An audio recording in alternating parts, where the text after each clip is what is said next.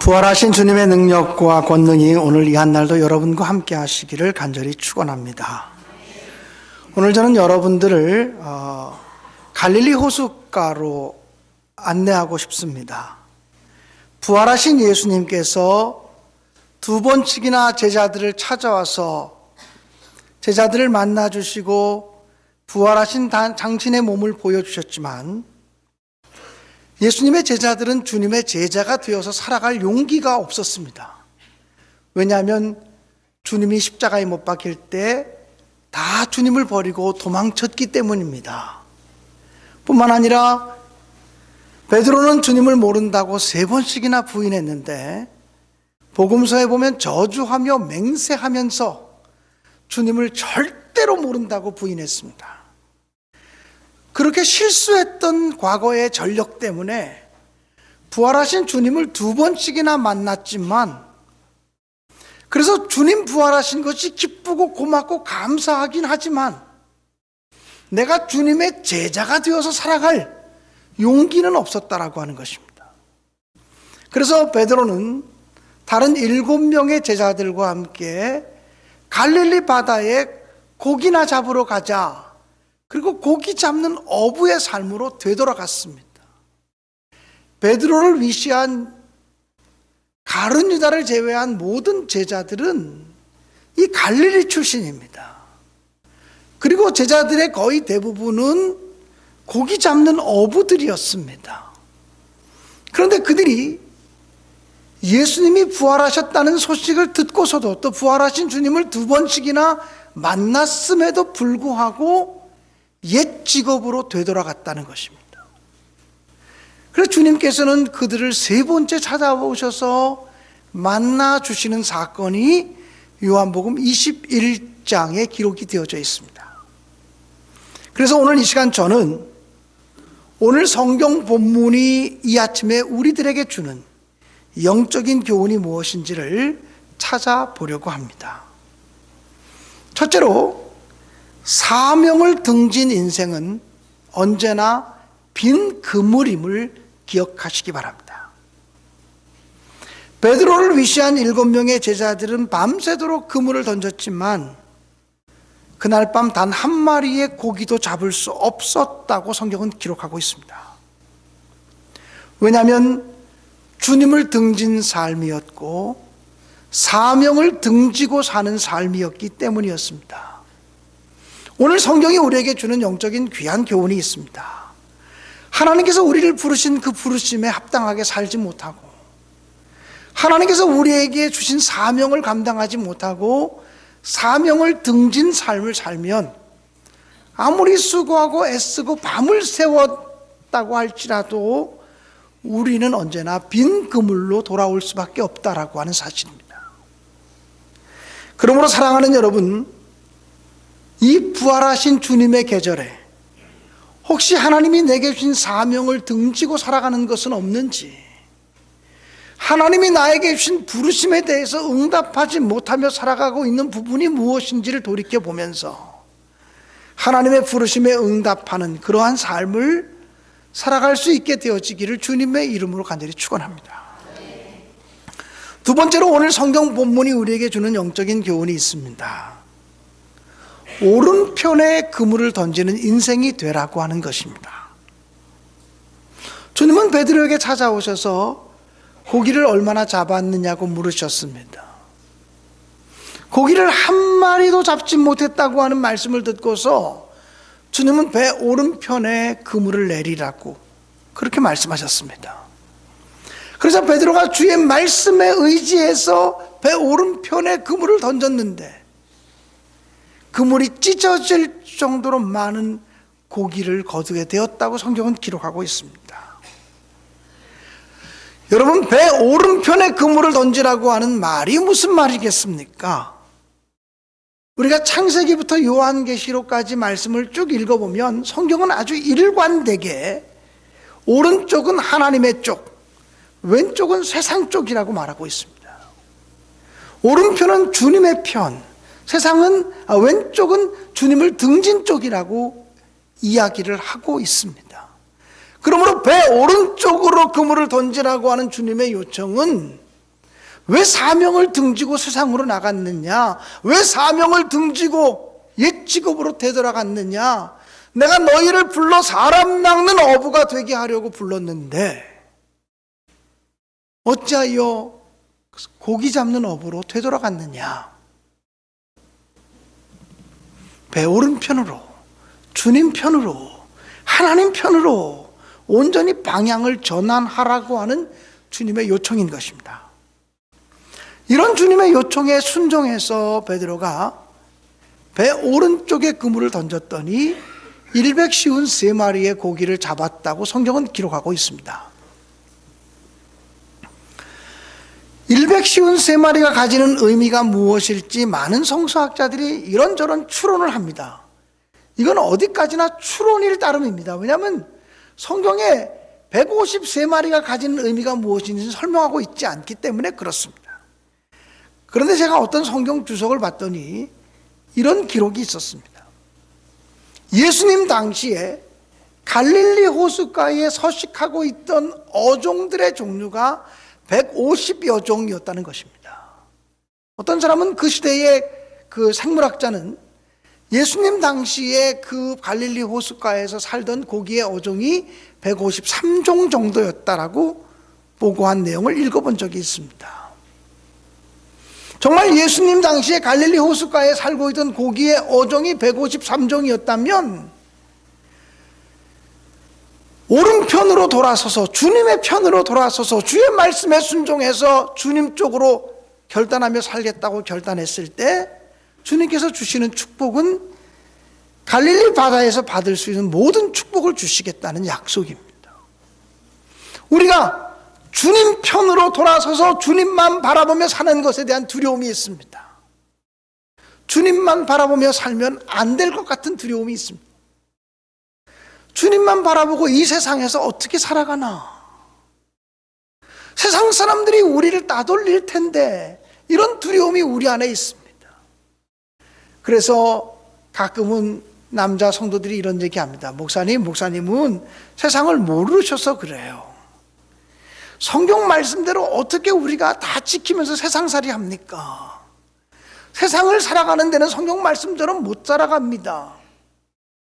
이거는 말씀대로 안 살아가겠다고 하는 결단을 가진 사람들의 고백입니다. 변명입니다. 성경은 뭐라고 말씀하시냐면 모든 두려움을 떨쳐버리고 모든 염려와 근심을 떨쳐버리고 주님 편에 서서 주님 바라보며 살겠다고 결단하면 주님이 우리의 인생을 책임져 주시는데 우리 인생의 바다에서 잡을 수 있고 낚을 수 있고 거둘 수 있는 모든 종류의 축복을 내가 너에게 줄 준비를 갖추고 있다고 말씀해 주시는 줄로 믿습니다. 그러므로 사랑하는 성도 여러분, 정말 진정한 하나님의 축복과 은총을 맛보기 원하신다면 오른편의 사람이 되시기를 주님의 이름으로 간절히 축원합니다. 모나미 볼펜에는 153이라는 글자가 쓰여져 있습니다. 모나미 볼펜의 창업주가 송삼석 장로님이십니다. 저는 이 송삼석 장로님의 아들 송하경 씨와 군대 생활을 같이 했습니다. 저보다 3개월 고참이고 같은 내무반에서 잠을 잤습니다. 이 송하경이라는 친구가 지금은 모나미 그룹의 회장입니다. 그 친구를 통해서 153이라는 의미가 무엇인지를 설명을 들은 적이 있습니다. 자기 아버지가 사업을 하다가 망했는데 다시 볼펜 사업을 시작하면서 내가 하나님 뜻대로 살아서 주의 말씀에 순종해서 주님만 바라보고 살아서 베드로가 153마리의 고기를 잡은 것처럼 나도 그런 축복을 받고 싶다는 소망을 가지고 볼펜에 153 볼펜이라고 명칭을 정했다는 것입니다. 여러분, 지금 여기 있는 우리들 가운데 153 볼펜을 써보지 않은 사람은 한 사람도 없어요. 지금도 여전히 모나미 볼펜 153 볼펜이 나옵니다. 여러분, 두려워하지 말고 용기 있게 주님 편으로 돌아서십시오. 하나님께서 여러분의 인생을 책임지시고 인생의 바다에서 잡을 수 있는 모든 종류의 축복과 은총을 우리에게 베풀어 주실 줄로 믿습니다. 세 번째, 오늘 본문을 통해서 우리가 받아야 될 교훈이 있다면 주님께 사랑을 고백해야 된다는 것입니다. 주님은 베드로에게 찾아오셔서 3번씩이나 똑같은 질문을 하셨습니다. 요한의 아들 시몬아, 내가 나를 사랑하느냐? 주여 그러하외다. 내가 주를 사랑하는 줄 주께서 아시나이다. 요한의 아들 시몬아, 내가 나를 사랑하느냐? 예, 제가 주를 사랑하는 줄 주께서 아시나이다. 주님은 첫 번째 베드로의 고백을 들으시고 내 양을 먹이라, 두 번째는 내 양을 치라, 세 번째는 내 양을 먹이라고 말씀해 주셨습니다. 지난주에도 제가 부활주일날 잠시 이 말씀을 드렸습니다만 조금 더 강조하고 싶습니다. 베드로와 주님과의 이 문답의 내용을 묵상하면 참으로 많은 영적 교훈을 얻을 수가 있습니다. 첫째는 아가페 대 필리오의 대결입니다. 주님은 철저하게 아가페로 물으셨습니다. 요한의 아들 시몬아, 내가 나를 아가페 사랑하느냐? 하나님이 나를 사랑하신 것처럼 그렇게 사랑할 수 있느냐? 조건 없는 사랑을 실천할 수 있느냐라고 물으셨습니다. 주님은 그렇게 물으셨지만 베드로는 예수를 3번씩이나 부인하고 나서 보니까 자기는 주님처럼 주님을 사랑할 수 없는 사람인 것을 알게 됩니다.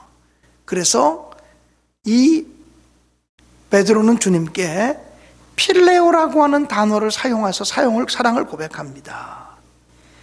원어에 보면 이렇게 되어져 있습니다. 나이 큐리에 수 오이다스 호티필로세, 이렇게 고백합니다. 나는 주님을 지금도 여전히 사랑하지만 친구처럼 사랑할 뿐입니다. 우정 어린 친구처럼 사랑합니다. 제 마음속에 주님을 사랑하는 마음이 여전히 있지만 주님이 나를 사랑하신 그 사랑에는 견줄 수가 없습니다라는 고백입니다. 주님은 두 번째도 역시 아가페로 물으셨습니다.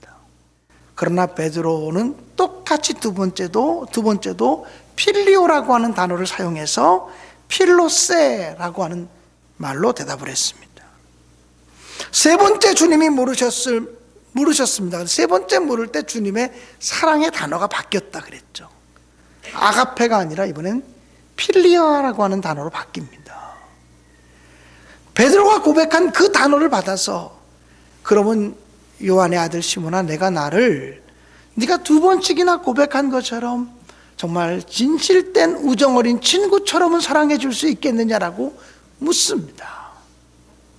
그때 베드로는 똑같이 필리오, 친구와 같은 우정으로 주님을 사랑할 수 있다고 고백합니다. 주님은 베드로의 사랑의 고백을 받아내기 위해서 찾아오신 것입니다. 많은 심리학자들은 이 본문을 보면 이렇게 해석을 합니다. 베드로가 주님을 3번씩이나 부인했기 때문에 3번 부인한 마음의 상처를 치료하시기 위해서 주님은 베드로에게 3번의 사랑의 고백을 받아내셨다는 것입니다. 3번의 실패의 고백을 3번의 사랑의 고백으로 대체해 주셨다라고 하는 것입니다. 이것은 심리학자들이 성경을 바라보는 견해입니다. 그러나 성경의 원어에서 우리가 분명히 발견할 수 있는 것은 주님께서 베드로의 작은 사랑의 고백이라도 받아내시기 위해서 허리를 숙이시고 눈높이를 낮추셨다는 것입니다. 주님이 우리에게, 당신이 우리에게 베푸신 사랑만큼을 달라고 요구하면 우리 중에 단 한 사람도 주님을 사랑한다고 고백할 사람이 없습니다. 그러나 주님은 우리의 마음의 문을 열어서 작은 사랑의 고백이라도, 투박한 사랑의 고백이라도, 너무 불완전한 사랑의 고백일지 몰라도 지금 현재적으로 주님 사랑합니다라고 고백하라는 것입니다. 주님 사랑합니다, 이렇게 고백하는 사람들에게 주님은 왜 너희의 사랑이 그 정도밖에 안 되냐고 책망하지 않으시고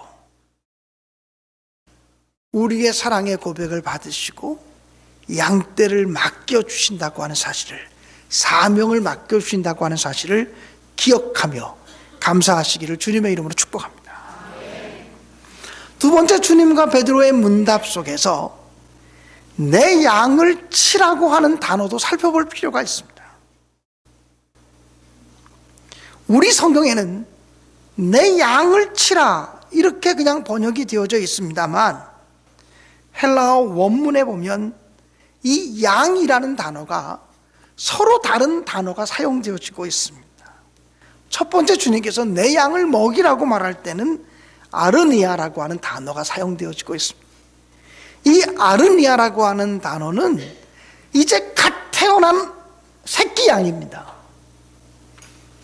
두 번째, 주님께서 내 양을 치라고 말할 때 그 양에는 프로바티아라고 하는 단어를 사용하셨습니다. 이 프로바티아라고 하는 단어는 작은 양, 성장하는 중에 있는 양을 가리킬 때 프로바티아라는 단어를 씁니다. 세 번째로 주님께서 내 양을 먹이라고 말씀하실 때는 프로바톤이라고 하는 단어를 사용하셨습니다. 이것은 바로 성장이 끝난 양, 다 자란 양을 의미합니다. 즉 주님은 내 양을 먹이라, 내 양을 치라, 내 양을 먹이라고 말씀하셨지만 우리 성경으로 읽으면 그냥 똑같이 의미가 안 와닿습니다만 헬라어 원문을 가지고 읽으면 주님은 이제 갓 태어난 어린 양으로부터 다 성장한 양까지 우리가 함께 돌봐야 되고, 우리가 함께 섬겨야 되고, 우리가 함께 기도해야 되고, 우리가 함께 사랑해야 될 양이라고 하는 사실을 우리에게 가르쳐주고 있다는 것입니다. 사랑하는 여러분, 나보다 수준이 낮은 사람도 우리가 사랑해야 될 사람입니다. 나와 같은 사람도 사랑해야 될 사람입니다. 나보다 수준이 높은 사람도 사랑해야 될 사람입니다. 이제 신앙생활을 시작하는 사람도 사랑의 대상입니다. 지금 신앙생활을 영위하면서 성장 중에 있는 사람도 섬김과 사랑의 대상입니다. 이제 다 자랐다고 느껴지는 사람도 여전히 주님에게는 어린 양이고 섬김의 대상이라고 하는 사실을 기억하십시오. 세 번째로 이 베드로가 주께서 아시오메라는 단어를 사용합니다. 그런데 주께서 아시오메라고 하는 단어도 다른 단어가 또 사용되고 있습니다. 첫 번째와 두 번째는 오이다스라고 하는 단어가 사용되는데 이 단어의 의미는 직관적으로 안다, 지식적으로 안다라는 의미입니다. 그런데 세 번째, 주께서 아시오메라고 하는 말을 쓸 때는 기노스코라고 하는 단어가 사용되는데 이 단어의 의미는 체험을 통해서 안다는 말입니다. 주님이 세 번째 베드로에게 내가 나를 사랑하느냐라고 물었을 때 베드로가 근심하면서 기노스코라는 단어를 사용합니다. 주님이 저를 더 잘 알잖아요. 주님이 저를 3년 동안 보셨잖아요. 내가 주님께 사랑한다는 말을 고백하기도 부끄러운 사람인데 주님이 저를 잘 아시잖아요. 3년 동안 저를 체험적으로 보셔서 체험적으로 저를 알잖아요. 그냥 지식적으로만 아는 게 아니라 직관적으로만 아는 게 아니라 제 일거수일투족을 주님이 다 아시잖아요. 이런 고백을 드리고 있는 것입니다. 사랑하는 여러분, 주님께서 베드로에게 찾아오셔서 베드로를 한마디도 책망하지 않으셨어요. 네가 왜 나를 배반하고 도망갔느냐? 넌 죽을지언정 나를 배반하지 않겠다고 호언장담하지 않았느냐? 그 호언장담하던 그 용기는 다 어디 갔느냐? 그렇게 책망한 적이 없어요. 그런데 사실은 주님의 말투 속에 부드러운 책망과 권면이 있습니다. 가이사랴 빌립보에서 이 시몬 베드로가 주는 그리스도시요 살아계신 하나님의 아들이십니다라고 신앙 고백했을 때 주님은 너무나 기뻐하면서 바요나 시몬아 내가 복되도다. 이제부터는 너의 이름을 시몬이라 그러지 않고 베드로라고 하리라고 이름을 바꿔주셨어요. 시몬이라고 하는 이름의 뜻은 갈대라는 의미를 가지고 있어요.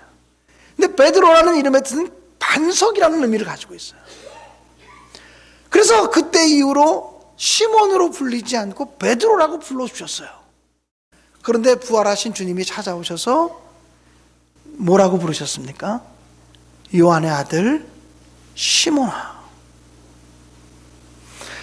주님으로부터 시몬아라는 말을 들을 때 베드로는 가슴이 철렁했을 거예요. 내가 너에게 베드로가 되라 그랬잖아. 흔들리지 않는 반석과 같은 믿음의 사람이 되어야 된다고 했잖아. 근데 어찌하여 흔들리는 갈대처럼 또다시 시몬이 되었느냐라고 하는 책망이 요한의 아들 시몬아라고 하는 부르심 속에 이미 다 숨어져 있는 거예요. 주님이 얼마나 인간의 마음을 잘 다루시는 분인가를 알 수가 있어요. 목소리를 높여서 야단치지 않아도, 인상을 바꾸면서 소리치지 않아도, 표정을 바꾸며 얘기하지 않아도 요한의 아들 시몬아 이렇게 얘기할 때 베드로의 마음이 철렁하도록 주님은 이미 권면하고 계시다는 거죠. 주님의 권면은 언제나 이렇게 부드럽습니다. 주님의 권면은 이렇게 언제나 온유합니다. 주님의 권면은 언제나 이렇게 따뜻합니다. 그래서 눈치 없는 사람들은 주님의 권면을 알아듣지도 못합니다.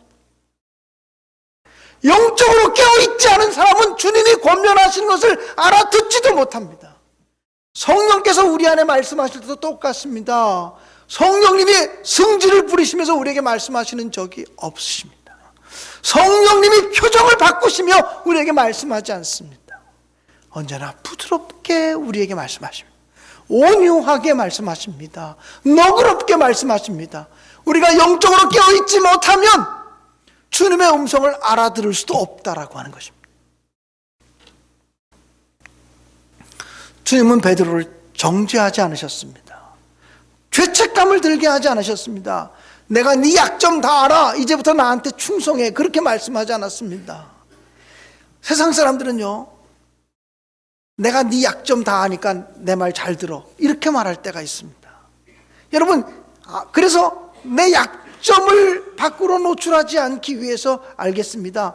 잘 알겠습니다. 그러면 따를 때 마음속 깊은 곳에서부터 사랑과 충성이 나옵니까? 그렇지 않습니다.